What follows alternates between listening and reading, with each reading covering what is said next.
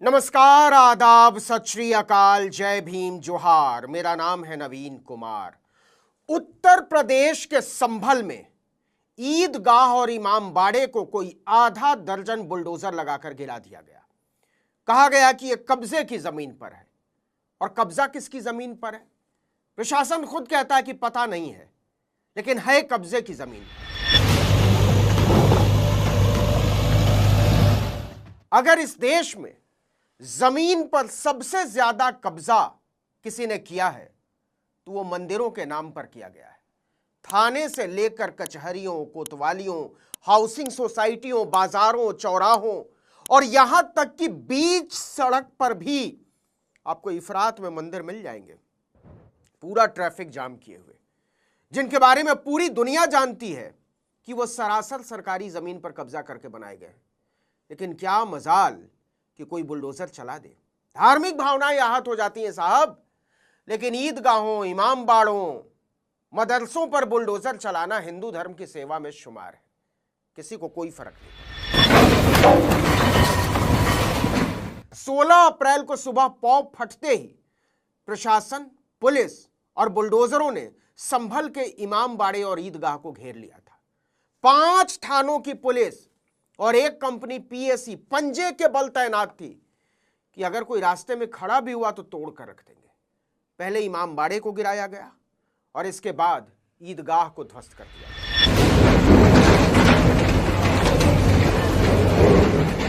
मौके पर मौजूद एक प्रत्यक्षदर्शी ने बताया कि जब कानून सबके लिए एक है तो कार्रवाई मंदिरों पर भी होनी चाहिए कि नहीं होनी चाहिए।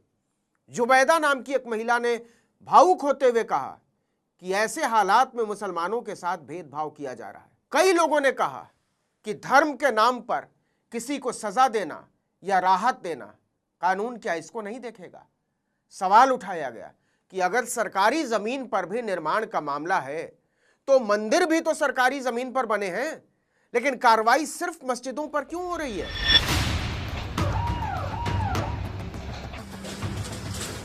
लेकिन क्या सचमुच में यह सिर्फ और सिर्फ कब्जेदारी का मामला है, या फिर कहानी मुसलमानों से सत्ता की नफरत से जुड़ी है? जैसे ही बुलडोजर इमामबाड़े और ईदगाह के पास पहुंचने शुरू हुए, गांवों के लोग मौके पर जुटने लगे, लेकिन विरोध की आशंका को देखते हुए अफसरों ने सबको वहां से भगा दिया। प्रशासन के मुताबिक कोतवाली संभल क्षेत्र के बिछोली गांव की करीब 7 बीघा चारागाह की जमीन पर ईदगाह और खाद गड्ढे की जमीन पर इमामबाड़ा बनाया गया था। अब जरा मामले की तेजी देखिए। प्रशासन का कहना है कि गांव वालों की शिकायत के आधार पर लेखपाल स्पर्श गुप्ता ने 18 जनवरी को तहसीलदार कोर्ट में अपील दायर की थी। सोचिए, 18 जनवरी को, और 31 जनवरी को कोर्ट के आदेश पर अखबार में नोटिस छप जाता है। 12 दिन के भीतर सब हो गया। कहा गया कि जो भी कब्जेदार हैं वो सामने आए, लेकिन प्रशासन का खुद कहना है कि कोई सामने नहीं आया। अगर यह सरकारी जमीन होती तो प्रशासन कब्जेदारों की इत्तला के लिए अखबार में इश्तिहार छपवाता ही क्यों? बता देता ये हमारी जमीन है, खाली करो। और प्रशासन खुद मान रहा है कि हमें नहीं मालूम यह किसकी जमीन है, कोई सामने नहीं आया। प्रशासन ने यह भी नहीं कहा कि यह किस तरह की सरकारी जमीन है या निजी जमीन है, लेकिन यह कह रहा है कि है कब्जे की। आपको बता दें कि इस मुल्क में हजारों नहीं, लाखों ऐसी संपत्तियां वक्फ को दान में मिली हैं जिनके कागजात नहीं हैं, वो भी नहीं सकते। कई तो 100 साल से ज्यादा पुरानी हैं। अब सरकार कह रही है कि सबके कागज दिखाने होंगे। आपको बता दें कि जामा मस्जिद भी वक्फ की प्रॉपर्टी है, लेकिन इसका हिसाब कौन ले और कौन दे?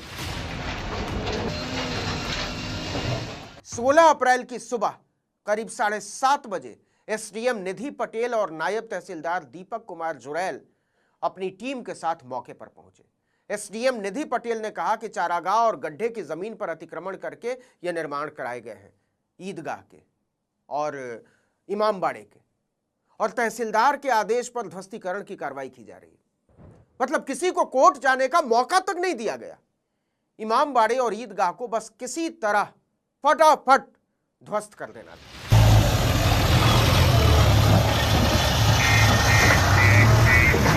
जब प्रशासन के अफसर, पुलिस वाले और बुलडोजर पहुंचने लगे तो कुछ लोग छेनी हथौड़ी से खुद ही इमामबाड़े को तोड़ने लगे। उन्हें लगा था कि कुछ मोहलत मिल जाएगी, हम कम से कम अदालत जा पाएंगे, लेकिन प्रशासन ने सबको फौरन हटा दिया और धमकाया कि कोई आसपास फटकना भी मत। दोपहर 12 बजे डीएम राजेंद्र पेंसिया और एसपी कृष्ण कुमार बिश्नोई भी मौके पर पहुंच गए। उन्होंने पुलिस और प्रशासन की टीमों से ढांचों को गिराए जाने की कार्रवाई की रिपोर्ट ली और जरूरी दिशा निर्देश दिए। और दिशा निर्देश क्या थे? जमीन समतल कर दो। आप इस बात पर हैरान रह जाएंगे कि इधर इमाम बाड़े और ईदगाह को गिराया जा रहा था और उधर मलबा हटाया जा रहा था। और जब यह हो रहा था तो पुलिस वाले आसपास के घरों की छतों से निगरानी कर रहे थे कि कोई आसपास आता हुआ नजर भी ना आए।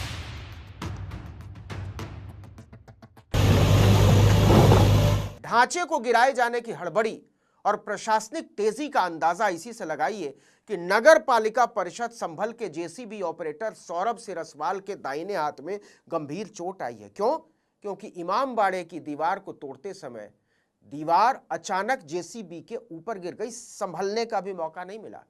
जेसीबी का शीशा टूट गया, मशीन को भी नुकसान पहुंचा। घटना के बाद मशीन खराब हो गई, आनन फानन में उसको वहां से हटा दिया।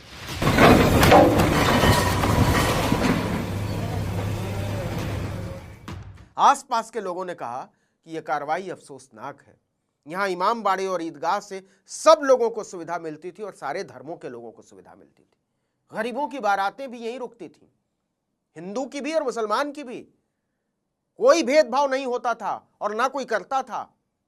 लोगों ने पूछा कि आप बताइए, इसको गिराने से फायदा किसका हुआ? ये वो सवाल है जिसमें इंसाफ और आईन का हर अक्षर उलझ गया है। अब जरा आते जाते, जी हां, हम आपसे कह रहे हैं, आते जाते रास्तों से गुजरते हुए पुलिस थानों में, सरकारी परिसरों में, आवासीय कॉलोनियों में, बाजारों में, सड़कों पर, चौराहों पर खड़े मंदिरों पर नजर डालिएगा और पूछिएगा खुद से कि वो कब्जे की जमीन पर खड़े हैं या उनके पास उस जमीन का मालिकाना हक है। आपको इस सवाल का जवाब मिल जाएगा कि इस देश की व्यवस्था किस तरह चलाई जा रही है। इस वीडियो में इतना ही, लेकिन अगर आपने आर्टिकल 19 इंडिया को अब तक सब्सक्राइब नहीं किया तो फौरन कर दीजिए, बेल आइकॉन दबाइए, घंटी जैसी आकृति लाइक कीजिए और कमेंट करके बताइए हमारा वीडियो आपको कैसा लगा। हमारा ट्विटर हैंडल है article19_India और मेरा ट्विटर हैंडल है नवीन जर्नलिस्ट। नमस्कार।